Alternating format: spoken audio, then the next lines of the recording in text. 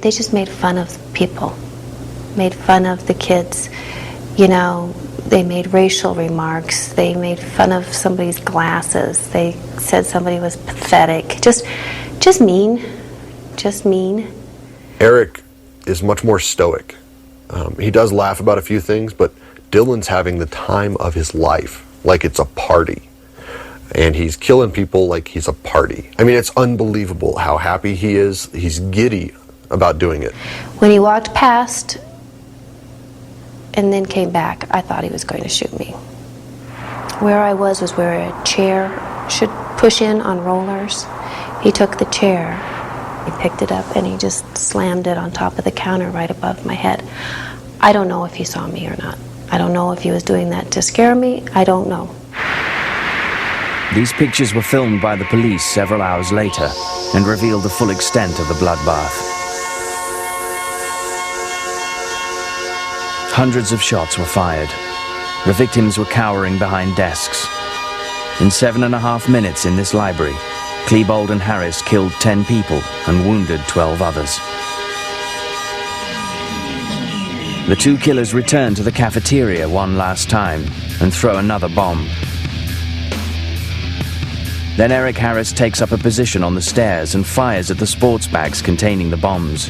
He tries very hard to make them explode, but in vain. Dylan Klebold throws a Molotov cocktail and the cafeteria erupts in flames.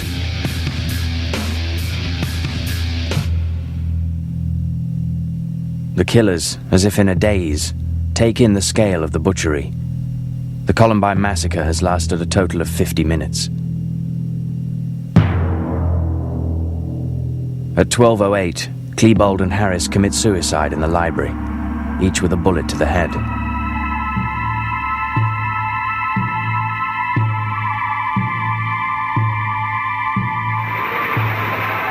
The descriptions of the assassins spread like wildfire through the media and among the students. They described one as being 5'9", 5'10", wearing a trench coat. And when I heard that description, I immediately knew it was Eric. I just knew. He's the only person I could think of at the school who could do that. The next name they mentioned, Dylan Klebold, and that floored me. And my brain kind of shut off the rest of the day. The killers' identities are confirmed on television. It's my friends killing my friends. And that's what it was. It was this horrible, horrible war zone, and you didn't know which side you were on. Parents come to meet their children as the school is evacuated. Buses shuttle between the school and a park where the families gather, united in shock. Tom Mauser arrives at the park to look for his son, Daniel. When we first got there, they said, "There's one more school bus coming with students." Well, the school was a very short distance away. It shouldn't take too long for that bus to get there. I waited and waited, and I said, "Where is that school bus? Where is this school bus?" And then someone's child came in, and I heard him say, "I heard in the news, there's 25 students that were killed." I said, that bus should have been here by now. I left. I had to be with my family at that point. There was no last school bus. They were wrong. There was no last school bus. Tom Mauser would later learn that his son was one of the 13 victims. Daniel Mauser was 15 years old. He was shot at point-blank range as he hid beneath this desk in the library. The next day, Brian Rober was still without news of his son. He waits anxiously at home for the police to call. At 9 in the morning, still no news. He opens the newspaper and sees this photograph. There was a picture of my son lying dead on the sidewalk. That was our notification. The sheriff, John Stone, and the district attorney, Dave Thomas, They never contacted us. The coroner never contacted us. We learned from a picture in the paper. America goes into shock. The day after the massacre, the controversy begins. Why did the police take so long to intervene? Harris and Klebold killed themselves at 12:08. The police found their bodies in the library 3 hours and 15 minutes later. The victims' families are still unable to comprehend how this could be. Very simply, this was a failure of command in the chaos of what was going on. The command didn't do their job, and no policeman had the courage on their own to just go, the hell with these rules, I'm going to go in and rescue these kids. So not one of these policemen, and they all know it, had any courage at all. That's the fact of it. Faced with such accusations, the police insist that the intervention was extremely delicate. The Special Forces Anti-Terrorist Squad had even been called in as reinforcement. This police officer took part in the operation and justifies the time that was lost. There could have bombs that are motion sensitive inside the backpacks, and as we entered into the library, one of these could go off. Randy Brown has archived all the evidence from the investigation, all 45,000 pages of it.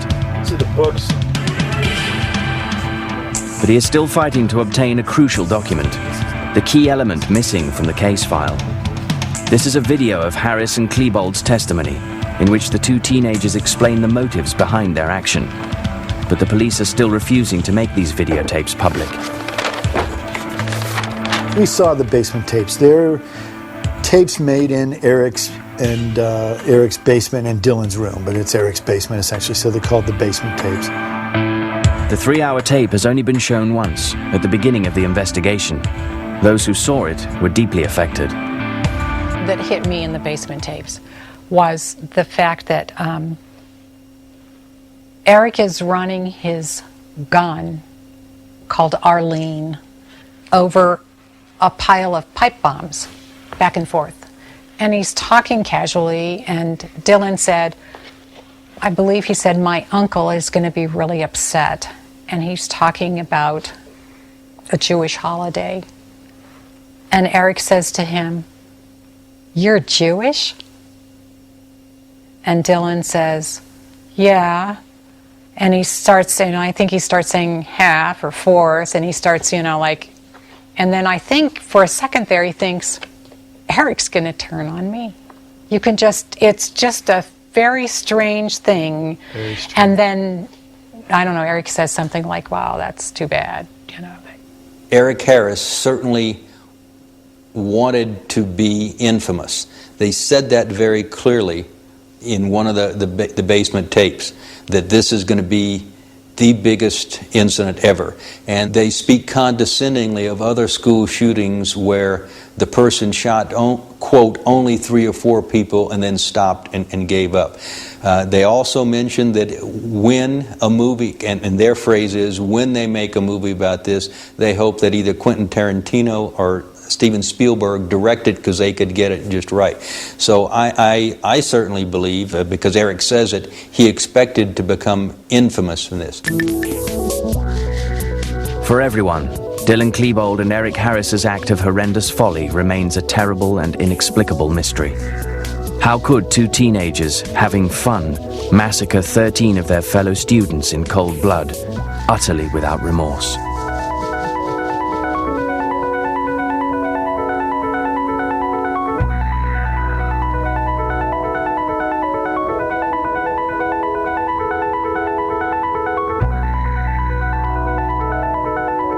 Coming up next, investigators use DNA from a victim's son to help crack another cold case file.